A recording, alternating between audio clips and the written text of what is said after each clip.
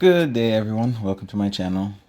So this is a bit of a rant slash honest review of my experience so far with my very first Google device, the Google Pixel 8 Pro. Now to start off, the phone is a great phone. I wouldn't necessarily recommend it to everyone based on your likes and dislikes. For me, I'm still in between about it. Not sure if I like it too much, but there are definitely features on it that I really love. But these small niche features can be bothersome to me. So I'm just gonna go over a few because if you check on YouTube right now, there's a million reviews and iPhone users switching to the Pixel 8 XYZ. How great is the device? But I just want to give my honest review using the device to show you guys what I'm talking about and also give some insight. So very first, a very simple, close and dear one to me is the ability to mirrorcast on your Fire TV and your regular TV. The way that Google has it set up is you can only mirrorcast to Google devices. So you have to have a Google TV or the Chromecast. If you want to mirrorcast, say, to your Fire Stick, you'd have to download an app on the Fire Stick or the Roku TV to trick it in believing it's like a Google device so that it can cast to it. To me, that's an extra step that's unnecessary because even iPhones allow you to mirrorcast without the need of downloading the additional app. I mean, once you do it, it's no problem. Just the fact that you need to do it, it's an extra step that we shouldn't need to be taken in today's day and age, especially with Android devices that are more prone to open sources and allowing more items to be accessible. The next caveat I have on my list is gesture abilities. Now, there's a lot of phones today with gesture features where you grab the air to take a screenshot, air swipe, scroll, take pictures, other little small items.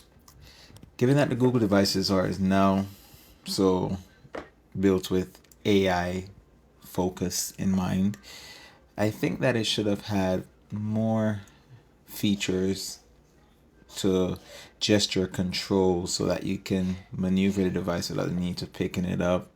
Better sensors in order for you to perform such actions.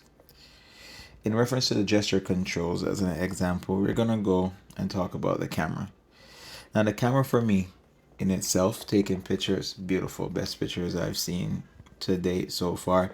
Even comparing it to iPhone, whatever the AI is doing is working. However, the caveats that I have with the camera feature is just a little bit annoying to say, for lack of a better term, as I said, based on items that I use on a day-to-day basis. When it comes to recording video, you do not have the option to flip to the forward facing camera, backward facing camera, similar to how the Samsung devices has. And that, to me, it's just annoying. You can't even do a camera setup where maybe both are recording at the same time. Even in the screen recording, there's devices that when you're doing screen recording, you can have the front camera on so that while the recording is going on, it can be displayed, and that's not a feature on this. The next one I have is when taking pictures, you have devices that has smile recognition, gesture recognition, where it takes the picture. In order for you to have a gesture control on this camera, you would have to turn the timer on, whether it be 3 seconds or 10 seconds. The next thing about it is that the camera is supposed to pick up your hands, but it only works if it recognizes that there is a face in the photo. Other than that, the camera feature won't work. If my face is not there, no matter what you try, it won't work. And sometimes you just want to capture a picture, maybe get out of the way, whatever the case may be. But that to me is a little, come on, Google, you can do better than that. Now, one last thing to do is depend on your level of privacy and the things that you do on your device.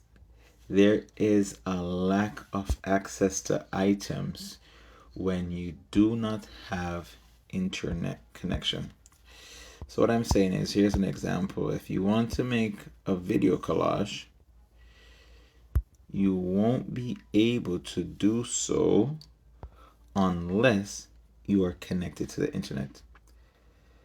As you also know, if any of the reviewers may have mentioned, but if they didn't, you also cannot use the magic editor that they are so braggadocious about without one, the picture being backed up to Google Cloud, and of course, internet connection. And to me, it's just come on out. Simple edit pictures, make certain collages, should be able to be accessed on the device without needing to be connected to the internet. So those to me, as I mentioned, are little niche items that may not bother everyone. That you can go download an app that would allow you to do that, but I strongly believe that these should be functions that are baked into the device already, compared to other high-end devices, spec'd out devices. This would make the feeling a much better feeling or experience with the device transitioning from any other phones. Um, Besides those issues, overall, it's been a great device. The voice recognition is superb. It's the pace of it is just miraculous, and everything else I'm growing accustomed to. I'm liking the functionality of the buttons.